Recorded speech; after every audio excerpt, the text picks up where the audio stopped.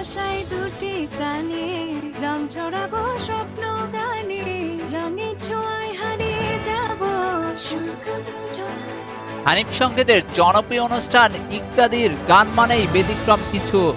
সেই ধারাবাহিকতায় এবারের ঈদে রঙে রঙে রঙিন হব শিরোনামের গানে কণ্ঠ দিয়েছেন জনপ্রিয় সঙ্গীত শিল্পী তাহসান খান এবং অভিনেত্রী তাসনিয়া ফারিন। পেশাদার সঙ্গীত শিল্পী না হয়েও তাহসানের সঙ্গে খুব চমৎকারভাবেই গানটি গেয়েছেন ফারিন। অভিনয়ের জনপ্রিয় ফারিনের টিভিতে গাওয়া এটি প্রথম গানেই মাত করে দিয়েছেন তাসনিয়া ফারিন। সামাজিক যোগাযোগ মাধ্যমে তাসনিয়া ফারিনের প্রশংসা করেছেন নেটিজেনরা। এ বিষয়ে ফারিন নিজের ফেসবুক পেজে লিখেছেন, আপনাদের ভালোবাসায় আমি অভিভূত। গানটি এত ভালোবাসা পাবে সেটা ভাবিনি।